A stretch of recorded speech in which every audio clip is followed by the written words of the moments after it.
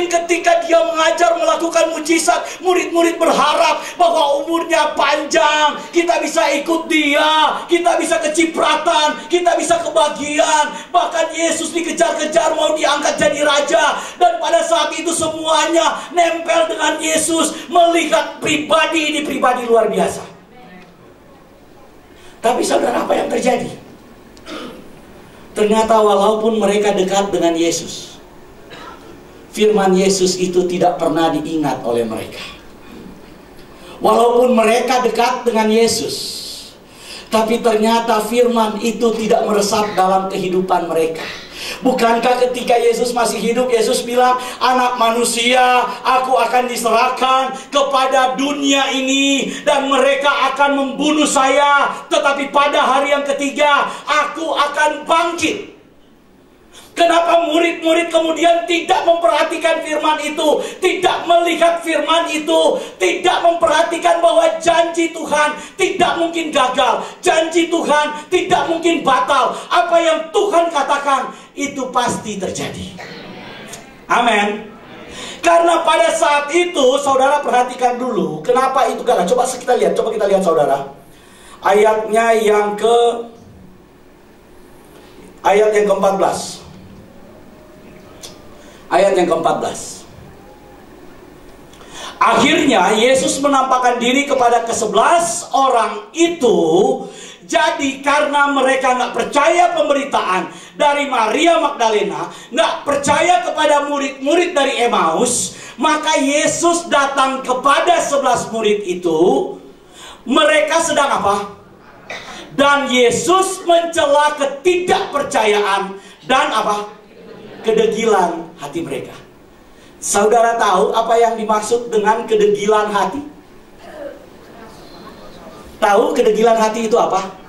Kedegilan hati adalah kekerasan hati, atau orang yang tidak mau dinasehati, orang yang merasa benar sendiri, orang yang merasa bahwa dia tahu, orang yang merasa bahwa dia lebih dekat. Saudara perhatikan baik-baik. Ke-11 murid ini merasa bahwa mereka yang lebih tahu tentang Yesus. Mereka merasa bahwa mereka yang lebih dekat dengan Yesus. Mereka merasa bahwa mereka yang tahu segalanya kalau berbicara tentang Yesus.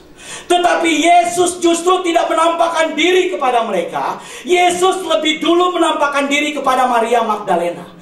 Maria Magdalena adalah seorang perempuan biasa. Maria Magdalena dulunya orang yang ditempati hidupnya, dirinya oleh 7 roh jahat atau legion. Maria Magdalena adalah orang yang tidak ada apa-apanya di mata murid-muridnya. Dan kedua murid dari Emmaus ini juga bukan siapa-siapa. Tetapi Yesus justru menampakkan diri kepada mereka. Kenapa? Karena murid-murid Yesus itu sudah menjadi orang-orang yang hatinya degil, hatinya keras, hatinya tidak bisa dikasih tahu. Saudara, kelemahan dari pendeta, 1, sotoy. Ya, hamba Tuhan, mohon maaf, saya juga hamba Tuhan. Karena itu saya omongin diri sendiri. Ada kalanya hamba Tuhan itu kalau dikasih tahu susah. Merasa bahwa dia yang paling benar. Merasa bahwa Tuhan itu punya dia. Merasa kalau ngomong tentang Tuhan itu seolah-olah kalau jemaat yang ngomong, orang lain yang ngomong, orang biasa yang ngomong itu salah. Yang benar itu kalau tuh pendeta yang ngomong. Saya mau bilang, Tuhan bisa bicara dan berkarya kepada siapa saja. Amin. Saudara jangan berpikir bahwa Tuhan hanya berbicara dengan hamba Tuhan. Saya mau bilang, saudara pun bisa dipakai Tuhan. Saudara pun bisa berbicara dengan Tuhan. Dan Tuhan senang dengan hati-hati yang murni dari jemaat. Amin. Ketika saya sekolah teologi, saudara, saya sekolah itu bukan sekolah untuk percaya, tapi saya sekolah untuk menjadi tidak percaya. Karena ketika saya kuliah semester 1, semester 2, semester 3, semester 4, saya menjadi tidak percaya Tuhan. Serius. Jadi kalau orang berdebat tentang siapa Tuhan, saya itu bisa memberikan argumentasi bahwa Tuhan itu adalah ketidakmampuan kita untuk memikirkan sesuatu yang di luar nalar kita. Karena kita tidak mampu memikirkan itu terlalu tinggi, maka kita ciptakan sebuah imajinasi bahwa Dia adalah Tuhan. Itu dulu. Semester 1, semester 2, semester 3, semester 4. Karena itu rektor saya waktu itu Pak Yusuf Roni bilang begini, kalau mahasiswa baru datang, waktu mereka itu tingkat pertama, itu mereka manusia polos, lugu. Apalagi baru datang dari Manado, saudara. Orang-orang dari kampung, dari Nias, dari Papua. Banyak kita di asrama, banyak sekali. Sekali masuk itu baunya gado-gado. Waduh, ditampung di satu asrama kita datang seperti manusia polos. Ada yang datang masih lap-lap ingus. Ada saudara datang, apalagi saudara teman saya yang sudah meninggal, orang Papua, namanya Adeyon Kayoi. Ada namanya Adeyon Kayoi. Ada orang Papua namanya ada Kayoi kan? Adeyon Kayoi saudara. Datang saudara waktu mau naik lift di Sahid Jaya dulu kita ibadah. Dia takut mau masuk. Jadi waktu liftnya kebuka, dia mau masuk, dia takut saudara. Kenapa? Karena dia takut, dia pikir itu oven. Jadi kalau misalnya masuknya putih, bisa keluar-keluar yang hitam. Wah, itu kan gosong. Yang hitam bisa jadi putih. Takut masuk ke WC saudara, mau kencing, yang di urinal itu, mau kencing, dia ambil airnya begini, kemudian dia begini-begini. Saudara bisa bayangkan. Waduh, luar biasa. Masih polos saudara. Tapi waktu tingkat 2, itu bukan polos lagi, tapi jadi setan. Jadi setan godain adik tingkatnya. Digoda adik tingkatnya. Ketika tingkat 3, ini kan mau lulus, jadi siap-siap susun skripsi. Ini jadi malaikat saudara. Jadi malaikat alim banget, diganggu juga nggak mau karena belajar. Tapi waktu tingkat 4 itu balik lagi jadi manusia. Cuma bukan manusia polos. Bisa jadi manusia benar atau manusia sesat.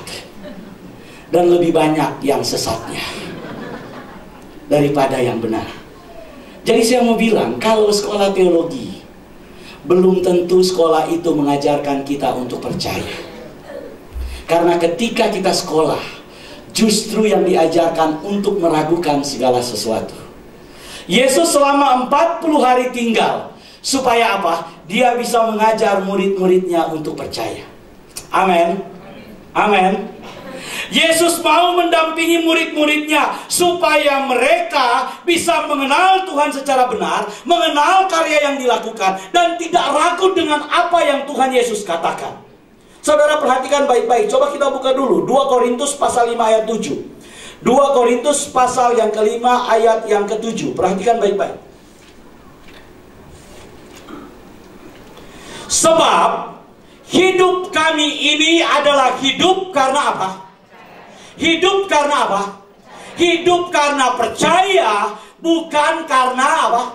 Melihat. Saudara, orang Kristen hidup itu karena percaya. Karena dia percaya, maka dia hidup. Artinya, di dalam diri orang Kristen, Yesus ajarkan, jangan pernah kehilangan percaya. Ulang, jangan pernah kehilangan apa? Percaya. Ketika engkau gagal, ketika engkau hancur, ketika engkau rusak, ketika semua manusia berkata tidak ada harapan bagimu, kalau engkau Kristen, maka engkau harus belajar untuk tanamkan di dalam hatimu, saya hanya mau percaya kepada janji Tuhan. Saya mau percaya kepada apa yang dikatakan Tuhan. Walaupun mustahil, walaupun kelihatannya susah, walaupun kelihatannya rumit, tapi kalau kita percaya, maka kita akan hidup. Karena hidup orang percaya itu karena apa? Percaya. Bukan karena melihat. Kalau kita lihat apa yang terjadi di dalam dunia ini, saudara, pasti kita akan kecewa. Kita melihat apa yang terjadi dengan dunia ini, pasti kita akan sakit. kita melihat apa yang terjadi dengan dunia ini, maka kita pasti akan gagal. Tapi kalau kita tetap memandang kepada Tuhan dan percaya kepada apa yang dikatakan Tuhan, Tuhan akan menggenapi firman-Nya. Amin. Tuhan akan menggenapi firman-Nya. Kalau saudara percaya kepada manusia, walaupun dia istrimu yang paling cantik, suamimu yang paling baik, tetap di mulutnya, di kepalanya, di hatinya mungkin masih ada mantan terindah. Betul kan? Manusia itu mengecewakan, namanya manusia. Manusia bilang cinta, hari ini saya sudah khotbahkan, besok dia benci. Hari ini dia sayang, besok bisa dia bentak. Hari ini dia peluk, besok bisa dia tabok. Namanya manusia. Tetapi kalau kita percaya dan berharap kepada Tuhan, saudara perhatikan baik-baik. Di ayat 20, saudara perhatikan. Ini ditutup dengan ayat seperti ini. Mereka pun pergilah memberitakan Injil ke segala penjuru dunia. Dan Tuhan apa? Tuhan apa? Andi, perhatikan baik-baik. Mereka pun pergilah memberitakan Injil ke seluruh penjuru. Dan Tuhan turut apa? Turut bekerja untuk apa? Amin. Saudara-saudara tidak pernah sendiri. Sekali lagi, kita tidak pernah sendiri. Kemanapun kita pergi, apapun yang kita kerjakan, Tuhan turut bekerja meneguhkan firman-Nya. Tuhan turut bekerja meneguhkan apa yang Dia janjikan. Tuhan turut bekerja menyatakan bahwa Tuhan kita bukanlah Tuhan yang bohong. Tuhan kita adalah Tuhan yang menepati janjinya. Dan Dia bersama-sama bekerja dengan kita. Itulah sebabnya selama 40 hari Yesus harus tinggal untuk mengajar kita percaya. Saudara percaya bahwa Tuhan kita dahsyat? Amin. Saudara percaya bahwa Tuhan kita luar biasa? Amin. Saudara percaya bahwa Tuhan hari ini turut bekerja? Amin. Amin. Saudara percaya bahwa apapun yang saudara lakukan, tangan Tuhan selalu terulur buat kita? Amin.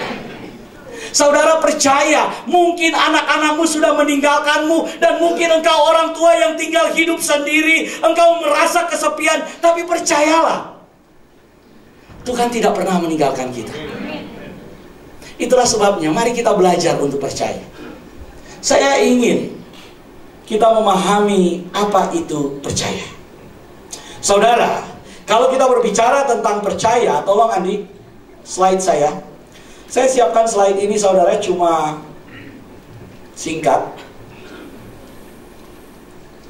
Kalau kita berbicara tentang percaya, percaya itu di dalam bahasa Yunani ataupun di dalam bahasa Ibrani, di dalam terjemahan Septuaginta, kitab suci bahasa Ibrani, diterjemahkan di dalam bahasa Yunani menggunakan kata Yunani pistis. Kata pistis itu sama dengan kata iman. Jadi di dalam kitab suci kita yang berbahasa Indonesia, kata pistis itu diterjemahkan juga dengan iman atau diterjemahkan dengan percaya. Jadi ketika dia berbicara tentang iman, itu artinya percaya. Itu sama aja. Bahasa Ibrani dari kata iman itu aman.